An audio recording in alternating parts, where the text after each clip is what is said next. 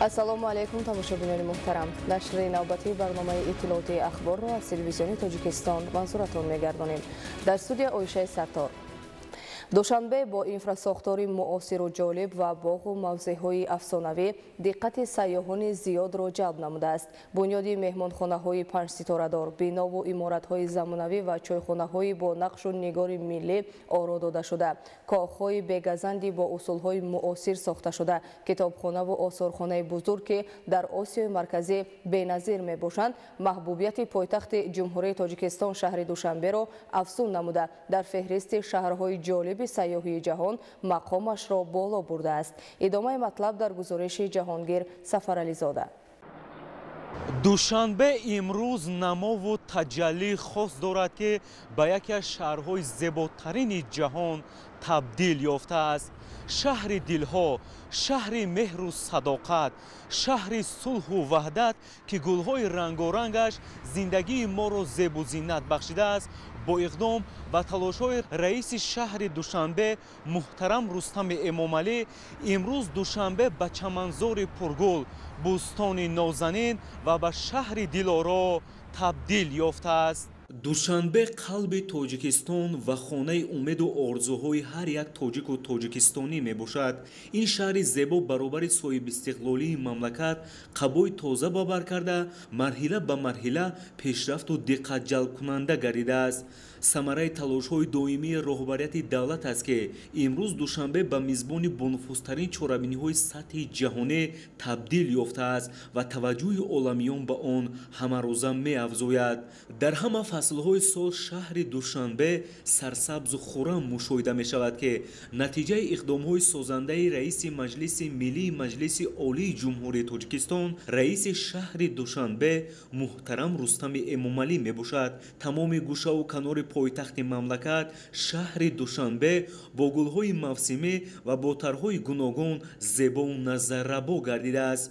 боғе нест ки дар ҳудуди пойтахт дар он ҷилои гулҳои зебо ва рангомезии онҳоро чун манзараҳои афсонавӣ аз наздик надид. дар маркази пойтахт гулгаштҳои нав ва ҷолиби диққат бунёд гардида, онҳо чун нақшу нигорҳои миллӣ бо гулҳои рангоранг оро дода шудаанд. бунёди гулгаштҳои нав ва бо гулҳои мавсимии диққатҷалбкунанда оро додани онҳо дар маркази шаҳр идомаи мантиқии корҳои созандагии президенти ҷумҳурии Тоҷикистон, пешвои миллат муҳтарам Эмомалӣ Раҳмон ва раиси маҷлиси миллии маҷлиси олии ҷумҳурии Тоҷикистон, раиси шаҳри Душанбе муҳтарам Рустами Эмомалӣ ба ҳисоб рафта ба зебоии пойтахти мамлакат ҳусни назаррабо мебахшанд. ба шарофати истиқлоли давлатӣ ва ташаббусу иқдомоти наҷибу созандаи роҳбарияти давлат имрӯз Душанбе ба шаҳри мавриди таваҷҷӯҳи сайёҳони хориҷӣ табдил ёфтааст. барои шинохти таъриху фарҳанг ва аз наздик дидани пойтахти Тоҷикистони офтобрӯя шаҳрвандони хориҷӣ мароғ доранд. ин сафари нахустини ман ба Тоҷикистон аст. дар Душанбе сайругашт намудем. ба мо писанд омад. дар тарабхонаҳо хӯрокҳо ва албатта меваҳои Тоҷикистонро истеъмол намудем. лазизанд. манзараҳои атрофи Душанбе бо кӯҳҳои барфпӯш ҷолиб аст. дар ин макон барои мо ҳунарҳо ва корҳои дастӣ диққатҷалбкунанда аст. дар ҳеҷ куҷо ин гуна ҳунармандиро надида будем. беназир аст. имконияти васеъ барои сайру сайёҳат ва истироҳату фароғат таи солҳои охир бо диди муосир ва ҷавобгӯ ба талаботи имрӯзи ҷаҳон муҳайё гардида, таҷдиди инфрасохтори зарурии соҳаи сайёҳӣ дар шаҳри Душанбе ҳамоно идома дорад. тибқи нишондиҳандаҳои омории ташрифи сайёҳони хориҷӣ ба Тоҷикистон, хусусан ба шаҳри Душанбе нисбат ба солҳои қаблӣ имрӯзҳо ба маротиб зиёд гардидааст ки натиҷаи заҳмату талошҳои созанда ва бунёдкорона аст. ҳар як сайёҳе ки имрӯз ба шаҳри Душанбе ташриф меорад, аз муосиртарин шароит баҳравар мегардад ва ба худ таъссуроти нег мебардорад. بسیار مردم خونگرم و دوست داشتنی داره و اینکه ما همزبان هستیم و این همزبانی باعث میشه که حس کنیم توی یکی از شهرهای کشور خودمون هستیم. اینجا اصلا احساس غربت، احساس تنهایی نمی‌کنیم.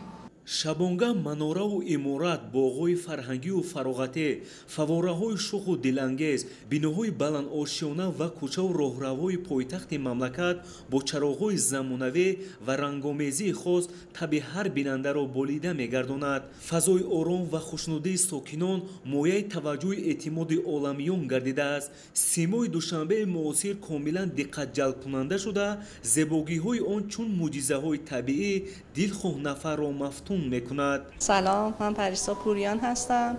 ما از ایران اومدیم. ورود ما به در واقع تاجیکستان من خیلی لذت بردم. همه چیز در تاجیکستان رو به پیشرفت باشه، همونطوری که من دیدم به نسبت سالهای گذشته واقعا خیلی پیشرفت داشته و همه شاد و سلامت بتونن زندگی کنن. من احساس امنیت کردم، یعنی آره میگم که هیچ احساس غریبی نکردم اولا، بعدم همه خوب و مهربان بودن، مردمی که دیدم آره باشون برخورد داشتم، همه چیز مثل خونه خود من بود، من احساس خوبی داشتم. در ریتینگ امترین شهرهای عالم مقام سزاوار و صاحب شدن دوشنبه مایه افتخار و سرفرازی بوده، باز هم زحمت و تلاش‌های خسته‌ناپذیر را طلب می‌کند. پیشرفته گردانیدن شهر دوشنبه مسئولیت هر ساکن شهر میباشد. از این خاطر ضرور است که برای رشد همه‌جانبه پایتخت مملکت و معرفی بیشتر آن در سطح جهانی از هر وقت دیده امروز بیشتر باید تلاش نماییم. جهانگیر سفرعلیزاده، زینالدین جبارزاده، شهر دوشنبه، اخبار. سال 2024 برای رشد ساحه تندرستی در ولایت مختار کوهستان بدخشان از حساب مبلغ‌های بودجتی زیاده از 140 میلیون سومانی جدا گردیده با بنیاد 6 انشاءات ساحه زمینه گذاشته شد. امروز در مؤسسه‌های طبی ولایت تجهیزات زمانوی وارد گردیده، کارمندان ساحه از شرایط و امکانات معاصر طبی بهره برند. گزارش ماهیره طاهر در این خصوص.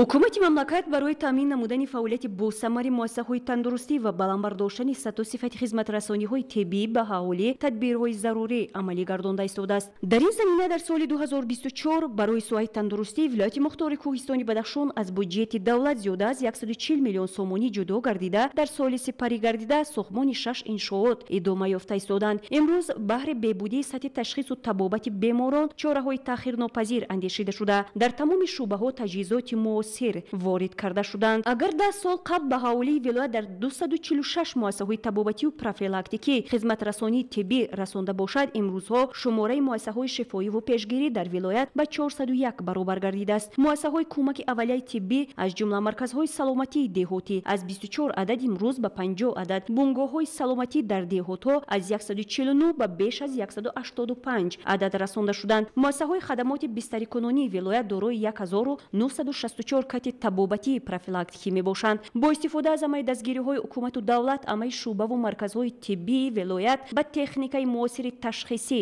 дастрасӣ дошта, баҳри беҳбудии ташхису табобат чораҳои муассир андешида шуданд. бо мақсади бозам беҳтар намудани сатҳи некоаҳволии мардуми кишвар ва инчунин тақвият бахшидани ҳифзи иҷтимоии аҳолӣ аз 1 сентябри соли 2025 музди меҳнатии дигар соҳаҳои маориф, илм, варзиш, тандурустӣ, фарҳанг, дигар сохторҳои мақомоти ҳокимияти давлатӣ ва инчунин стипендияҳо то 20% зиёд карда шавад. ҳамаи ин ғамхориҳоро кормандони соҳаи тандурустӣ ба назар гирифта таҳти шиёри паём ҳидоятнома ба фардои дурахшон барои боз ҳам баланд бардоштани сатҳу сифати хизматрасонии тиббӣ ба аҳолӣ саъю талош намуда бо шукригузорӣ аз соҳиби истиқлолии кишвар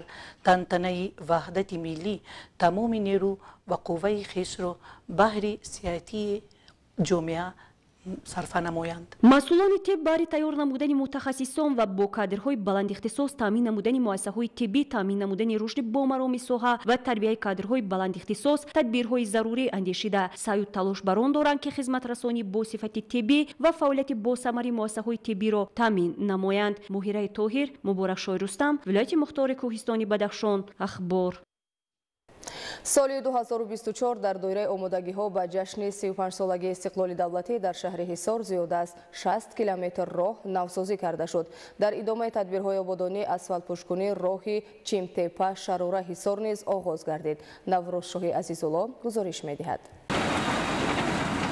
автомобилгарди Чимтепа Шарура Ҳисор аз ҷониби мақомоти иҷроияи ҳокимияти давлатии шаҳри Ҳисор дар ҳамкорӣ бо соҳибкорону сокинони маҳаллӣ асфалтпӯш карда мешавад. ҷиҳати босифат дар асоси лоиҳа анҷом додани корҳо техникаву механизмҳои замонавӣ сафарбар гардидааст. дар маҷмӯъ дарозии умумии ин роҳ дар марҳилаи аввал 7 километрро ташкил намуда оянда бунёди роҳҳои аҳамияти ҷумҳуриявӣ дошта дар шаҳри Ҳисор идома дода мешавад. ҳадаф дар доираи татбиқи нақшачорабиниҳои ҷашни 35-солагии истиқлоли давлатӣ ба иҷрои саривақтии супоришҳои роҳбари давлат ҷиҳати саҳмгузорӣ дар ободонии диёр равона карда шудааст. аз ин роҳ баъди навсозӣ ронандагону мусофирони шаҳрҳои Душанбеву Ҳисор ва ноҳияи Рӯдакӣ метавонанд истифода кунанд. татбиқи нақшаҳои ҳукумати мамлакат дар мисоли навсозии роҳҳои аҳамияти маҳаллию ҷумҳуриявӣ дошта метавонад сокинонро аз имкониятҳои замонавии хизматрасонӣ дар самти роҳу нақлиёт баҳравар гардонад. дар партави дастури супоришҳои ҳукумати мамлакат вобаста ба таъмир намудани роҳҳои ба маркази мамлакат пайвастшаванда аз ҷониби мақомоти иҷрои ҳукумати давлатии шаҳри Ҳисор тадбирҳои мушаххас роҳандозӣ гардида айни ҳол таъмири роҳи Чимтепа Ҳисор ба масофаи 7 километр оғоз карда шуд. инчунин дар оянда таъмири роҳҳои ба маркази шаҳри Душанбе пайвастшаванда дар нақша аст. соли 2024 дар шаҳри Ҳисор 61,2 километр роҳҳои аҳамияти маҳаллию ҷумҳуриявӣ дошта навсозӣ карда шудааст. ҳисор ки яке аз шаҳрҳои истеҳсолкунандаи маҳсулоти кишоварзию саноатӣ ба ҳисоб меравад, фароҳам овардани шароити мусоид барои интиқоли молу маҳсулот ба дигар шаҳру ноҳияҳои кишвар мусоидат мекунад. роҳбарияти мақомоти иҷроияи ҳокимияти давлатии шаҳри Ҳисор зимни оғози навсозии роҳи Чимтепа Шарура Ҳисор иҷрои саривақтии супоришҳои роҳбари давлатро дар доираи нақшачорабиниҳои ҷашни 35-солагии истиқлоли давлатӣ ҷиҳати саҳмгузории сокинону соҳибкорон дар ободии маҳал сармашқи фаъолият арзёбӣ намуд. таъкид гардид ки соли 2025 дар маҷмӯъ дар шаҳри Ҳисор ғайр аз роҳҳои аҳамияти маҳаллӣ дошта 21 километр роҳҳои таъиноти ҷумҳуриявӣ дошта асфалтпӯш карда мешавад. ҳоло ҳадаф ба истифодаи пурраи имкониятҳои мавҷуда иҷрои намунавии супоришҳои ҳукумати кишвар ва мутобиқ ба талабот фароҳам овардани шароити замонавӣ барои ҳаракати ронандагону мусофирон дар шаҳри Ҳисор равона карда шудааст. наврӯзшоҳи Азизулло, Садриддини Иброҳим, ахбор. дар ноҳияи Фархор ба истиқболи ҷашни 35-солагии истиқлоли давлатӣ корҳои созандагӣ вусъат дода мешаванд. бунёду навсозии 435 иншоот тибқи нақша то соли 2026 ва мавриди баҳрабардорӣ қарор гирифтани 257 иншоот то имрӯз далели бо суръати идома ёфтани тадбирҳои ободонист. идомаи матлаб дар гузориши Анваршоҳ Сайдализода. пойдории истиқлол ва ваҳдату якдилӣ дар ҷумҳурии Тоҷикистон имкон фароҳам сохт ки рушду пешрафти соҳаҳои мухталифи кишвар сол аз сол таъмин гардад. тадбирандешиҳо ба истиқболи шоиста аз ҷашни сиёсии миллӣ 35-солагии истиқлоли давлатии ҷумҳурии Тоҷикистон аз иқдомоти накӯе маҳсуб мешавад ки бешак аз сиёсати созандаву бунёдкоронаи давлат ва ҳукумати мамлакат хоса ташаббусҳои беназири сарвари оқилу дурандеш пешвои миллат президенти ҷумҳурии Тоҷикистон муҳтарам Эмомалӣ Раҳмон сарчашма мегирад. дар ин замина дар ноҳияи Фархор бунёду навсозии бинову иншооти соҳаҳои гуногун ва фароҳамсозии шароиту имконот ба нақша гирифта шуда то соли 2026 нақшаи пешбинишуда пурра ва босифат иҷро хоҳад гардид. ба иттилои масъулон давоми 3 соли охир дар ноҳияи Фархор 257 иншооти гуногун таъинот мавриди истифода қарор дода шуда 268 нафар сокинони маҳаллӣ бо ҷойҳои корӣ таъмин гардиданд. дар боқимондаи иншоот бошад корҳои сохтмонӣ мароми тоза дорад. ба истиқболи ҷашни 35-солагии истиқлолияти давлатии ҷумҳурии Тоҷикистон дар ноҳияи Фархор корҳои ободонию созандагӣ дар сатҳи зарурӣ ҷараён дорад. ба ин муносибат тибқи нақша 435 биноу иншоот бунёд ва аз навсозӣ мегардад. то имрӯз аз 435 биноу иншооте ки ба нақша гирифта шудааст 257 биноу иншоот пурра ба истифода дода шуда дар боқимондаи иншоотҳо корҳои сохтмонӣ ҷараён дорад. дар доираи омодагиҳо ба истиқболи сазовори ҷашни 35-солагии истиқлоли давлатӣ дар ноҳияи Фархор ба соҳаи калиди маориф низ афзалият дода шуда рушди бемайлони соҳа давра ба давра таъмин карда мешавад. ҳамасола бунёду ба истифода додани бинову синфхонаҳо дар назди муассисаҳои таълимӣ ва бунёди муассисаҳои томактабӣ бо муҳайёсозии шароиту имкониятҳо аз таваҷҷуҳу дастгириҳо нисбати соҳаи мазкур ба шумор меравад. дар давоми 2 сол در نویه فرخور 125 صنفخانه ایلوگی در 13 مؤسسه تعلیمی علاقه مورد استفاده قرار گرفتند. مشکلات جای نشست و پرگی از بین رفت. در جماعت دهقان‌آباد مؤسسه تا مکتبی و پرگی ساخته شده است و در نقشه است که تا آخر سال 3 مؤسسه تا مکتبی در نویه فرخور ساخته به استفاده داده می شود که علاقه کارها آغاز گردیده ایستاده‌اند. در برابر بنیاد و نوسازی انشاءات تعینات گوناگون در مرکز ناحیه فرخور همزمان به رشد اینفراساختار دهات نیز توجه ضروری روانه گردیده است. در این راستا در حدود جماعت‌های دهات ناحیه ساختمان مؤسسه‌های تا مکتبی و بنگاه‌های طبی از جانب صاحبکاران بانک و آر و مبلغ‌های برای سفر حج جمع‌آوری نموده ساکنان محلی با مرام ادامه دارد. سال 2024 در نویه فرخور اینچنین بیش از 20 کیلومتر راه‌های اهمیتی محلی داشته منفرش و کوچه و محله‌ها چراغان کرده شدند. امروز کارها در این سمت نرامی تازه داشته ساکنان برومند جماعت‌های دهاتی در قد و خراسان ناحیه بهره آباد و زیبا گردانیدن محل زیستی خود به حشر دستجمعانه برآمده راه‌های ماشین‌گذار و سنگفرش و جویبارهای دو طرفی راه را بتون پوش نموده ایستادند که به شک از حس بلند میهن‌پرستی ساکنان این روستاها درک می‌دهد. بعد انجام این کارها منفرش‌نمایی راه و شنانیدن نهالان همیشه سبز و سایه‌افکن در نزد منزل‌های سخامتی از عزم و تلاش‌های ساکنان این دیار محسوب می‌یابد. وسعت بی‌سابقه کارهای سازندگی در ناحیه فرخور با دستگیری‌های حکومت جمهوری تاجیکستان مقامات اجرایی حکومت دولتی و جلب صاحبکاران و اشخاص سخاوت‌پیشه اینچنین شریکان رشد به راه مانده شده. این روند بیش از پیش تقویت داده می‌شود. در دایره آمادگی‌ها به جشن فرخنده ملت 35 سالگی استقلالیت دولتی جمهوری تاجیکستان چون دیگر شهر و ناحیه‌های مملکت در ناحیه فرخور نیز بنیاد و نوسازی انشاءات تعینات مختلف با نقشه گرفته شدند که مرحله به مرحله ساخته به استفاده داده می‌شوند. از 435 انشاءات 60% انشاءات با نقشه گرفته شده ساخته به استفاده داده شدند که با تأسیس صدها جای کاری زمینه گذاشت. در باقی مانده انشاءات‌ها باشد کارهای ساختمانی با مرام جریان داشته مسئولان می‌کوشند تا در مهلت معین گردیده و با صفت بلند انشاءات‌های با نقشه گرفته شده را به استفاده سپارند. اندرشاه سیدعلیزاده، سیاح‌امید شریف، ناحیه فرخور، اخبار. رشد هنرهای مردمی و احیای هنرهای قدیمه در زمان صاحب استقلالی امتیاز و دستگیری‌های پیشبینی نموده حکومت جمهوری تاجیکستان به رشد ساحه هنرمندی زمینه گذاشته است.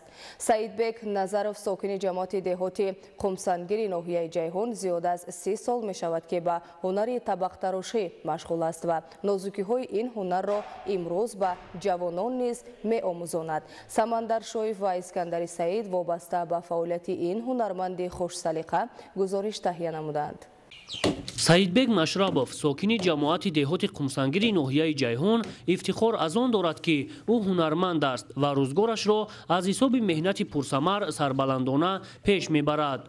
چنانه که دیده صحت یگان کار به زحمت به مهنت نمیشود. زیاده از 30 سال شد که ما هم همین کارنده مشغولیم. کار کرده ایستیم. ما هم مثل همین بچه‌ها شاگرد بدیم. استاد ما از ناحیه جلالدین برخی اشعار مرادلی میگفتن. چون دیده ایست کار کرده ایستیم بچه‌ها شاگردای زیاد هست. کار کرده ایستن شاگردی زیاد تیار کردیم. حاضرم کار کرده ایستن هنری همین طبق تراشی به همین شاگردا آموخته ایستیم. این مردی مهنت دوست هم طبق تراشی میکند و هم دیگر اشیاءهای ضروری روزگار را طبق درخواست مزاجان آماده و پیشنهاد می نماید. ما از هر نمود چوب‌های چرمز، چینور خوبتر است. از بیت هر یک چوب مثال خصوصیت خچه دارد. همین مثال چینور چرمز چوی سخت‌ترین با بیت فرق دیگه چوب با همون کمتر ملایم ترن.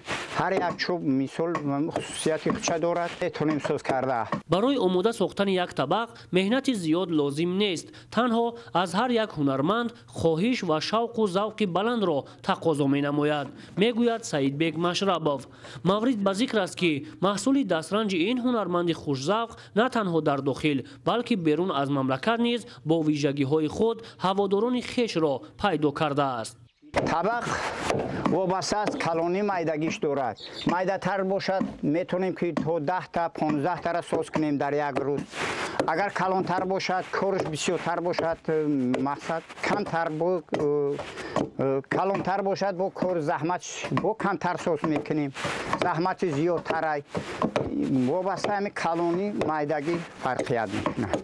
тавре мушоҳида шуд дар коргоҳи хурди табақтарошии Саидбек Машрабов чанде аз табақҳои зебои миллӣ бо сохту нақшбандиҳои гуногуни миллӣ омода карда шудааст ки дар ҷашнҳои милливу мардумии деҳа ҳамчун эҳёи ҳунарҳои мардуми тоҷик ба намоиш гузошта мешавад. ӯ ҳоло фарзандони худро баробари шогирдонаш дар ин роҳи пуршарафи ҳунармандӣ ҳидоят менамояд ва пайваста таъкид месозад ки нозукиҳои ин касбро ба хубӣ аз худ карда дар оянда баҳри рушди ҳунари табақтарошӣ саҳмгузор бошанд. Самандар Шоев, Искандари Саид, ноҳияи Ҷайҳун, Ахбор. бинандагони гиромӣ, дар ҳамин ҷо нашри навбатии барномаи иттилооти ахбор ба анҷом мерасад. Хайр, саломату сарбаланд бошед.